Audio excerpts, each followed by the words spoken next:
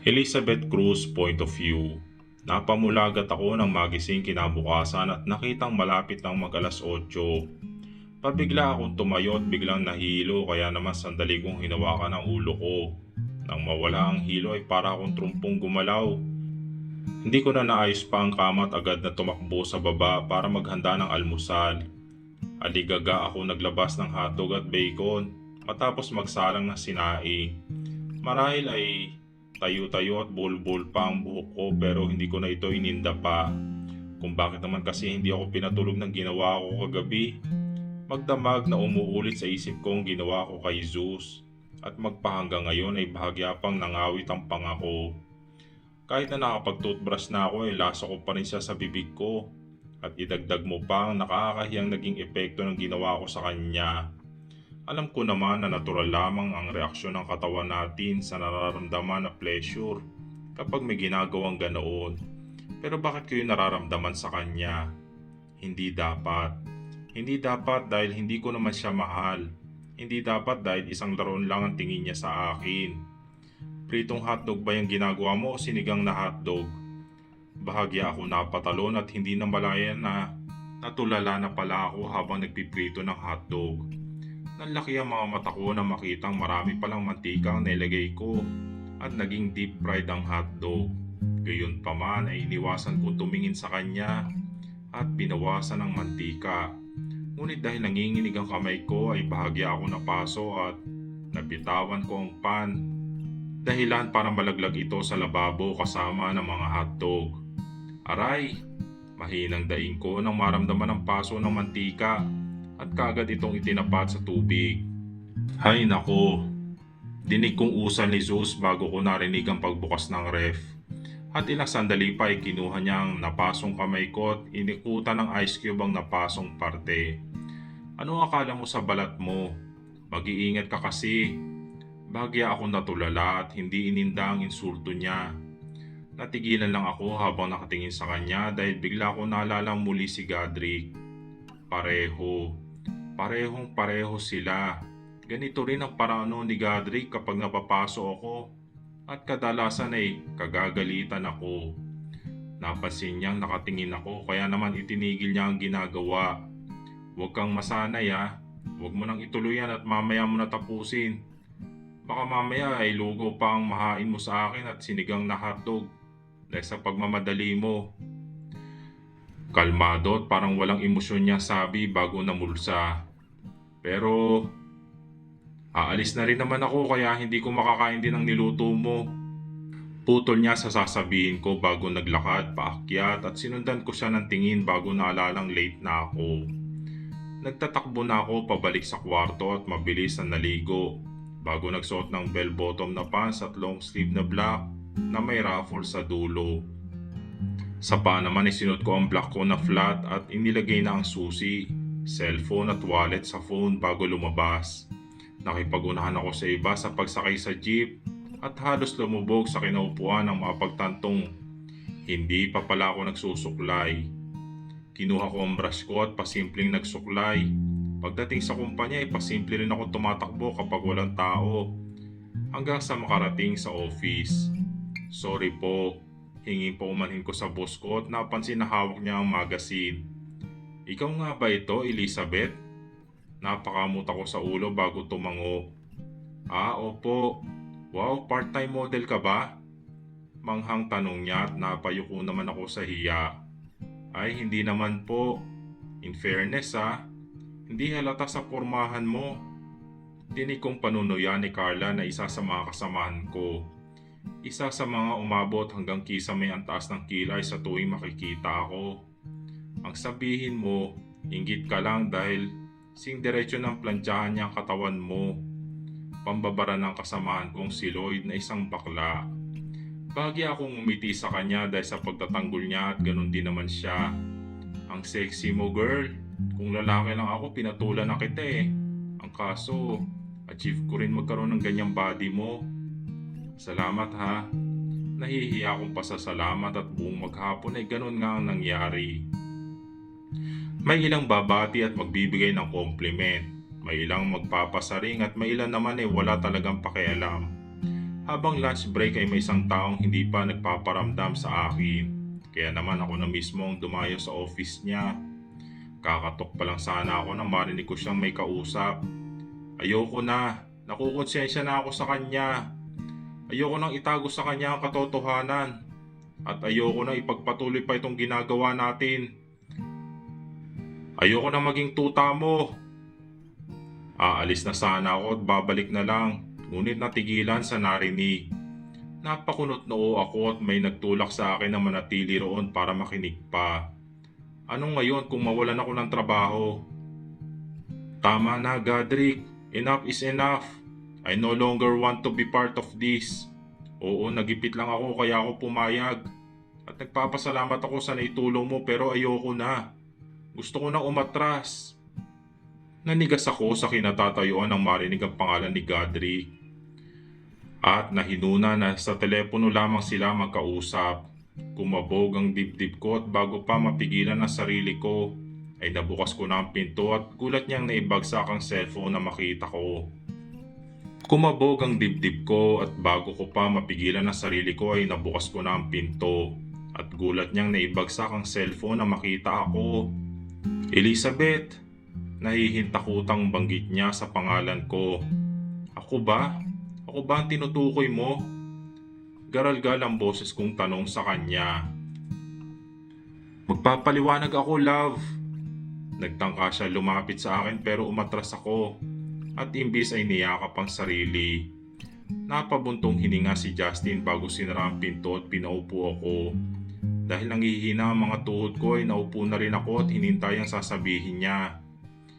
Elise, I'm sorry. Nagmamakaawa ang mga matang hingin pa umanin niya at hindi ako sumagot. 5 years ago ay nagkasakit si Lola, hindi ba? Hindi kinaya ng pamilya namin ang gastos.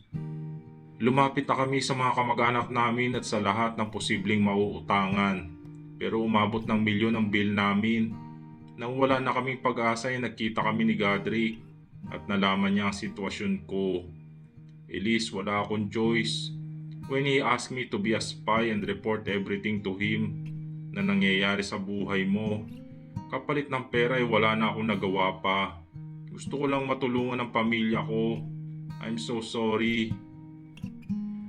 Naiiyak na niyang kwento at hindi ko naman magawang tuluyang magalit sa kanya dahil natatandaan ko ang yugto ng buhay niyang yun. Kasabay ng awa at pag-intindi kay Justin ay siya namang pag-usbong ng galit para kay Godric. Bakit? Bakit niya yun nagawa? Para saan? Para ba paghigantihan ako? Para malaman kung gaano kamiserable ang buhay ko? Napabuntong hininga ako bago inabot ang kamay niya. Naiintindihan ko, Justin. Sinasamantala niya ang pangangailangan mo. Hindi ikaw ang may kasalanan. Pero mahal kita kaya gusto ko nang itigil ang usapan namin. Nakaipon na ako ng kaunti kaya mababayaran ko na siya kahit papano. Hindi na kaya ng konsensya ko na harangan ng kaligayahan mo. Natigilan ako sa sinabi niya. Anong ibig mong sabihin? Elise, siya ang may dahilan kung bakit mula noon na hindi ka pa nagkakaroon muli ng nobyo. Maniwala ka sa akin, marami ang nagtangka. Ngunit gusto niyang itaboy ko silang lahat palayo sa iyo. Siya ang lumalapit sa mga lalaking yun at kung hindi niya babayaran ay tatakutin naman niya sila para lumayo sa iyo. Godric Villateras point of view. Sir, mukhang good mood kayo today ah.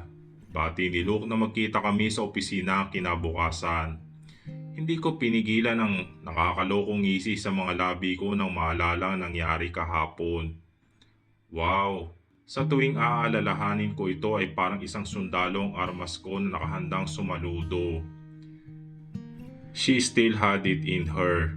Granted na ilang beses na sumabit ang ngipin niya pero ganun pa rin ang performance niya. Kagaya ng ginagawa niya sa akin noon. I had a good release. Tanging sagot ko sa kanya. How about the magazine, sir? Sa nabanggit niya ay agad na nawala ang ngisi ko at napalitan ng inis. Don't even mention it. I want you to remove all the copies that has been released on the market. Consider it done, sir. And how about the team behind it? kabisado at parang nakaprogram na robot na tanong ni Luke. Sa tanong niya ay muling sumilay ang ngisi sa mukha ko. Leave them be. I got a compensation for their job. Yes sir. Magpasalamat sila na mananatili sila sa trabaho nila dahil sa serbisyo ni Beth.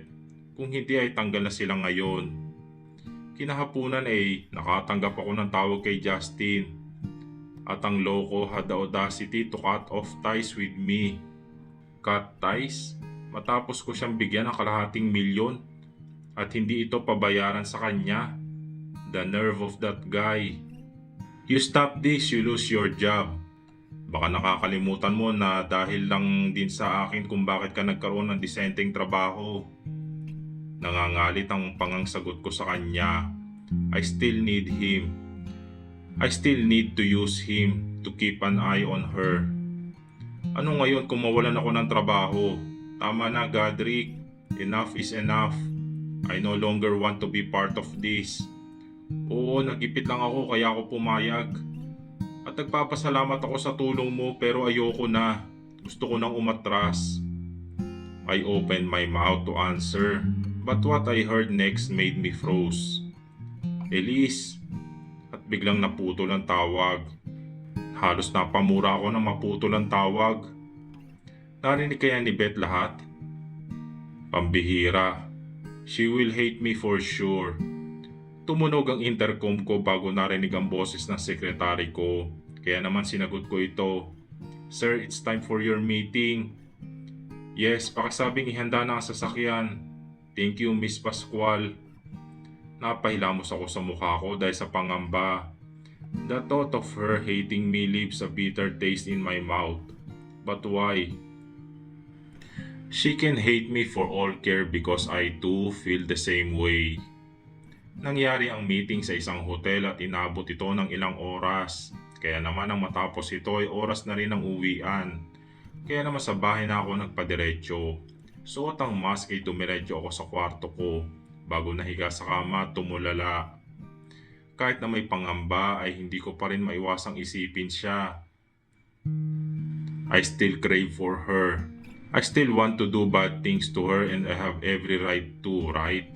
I bought her and it's only fair that I do the same to her anyway. With that, I smirked before standing up and showering.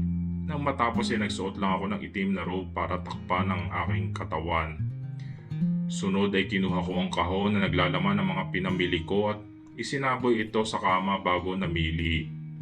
What should I use for my precious toy? I wondered while my eyes scanned the toys scattered. Kinuha ko ang isang pares ng leather cuffs, isang itim na blindfold at sa huli ay kinuha ko ang isang maliit na vibrator na kulay pink. Ang hugis nito ay parang mic na may buntot na kamukha ng sa butiki. At para naman sa isusuot niya ay pumili ako ng pulang lingerie na alam kong babagay sa maputi niyang kutis. Habang kumakain kinagabihan ay nahalata ako na agad na wala siya sa sarili at nakatulala. Nakasuot na ako ng t-shirt na itim at sweatpants na kulay gray. Bad day? Kunwari walang pakikung tanong at tila noon lang niya naalala na may kasama siyang kumain. Ha? Hindi naman. Wala to.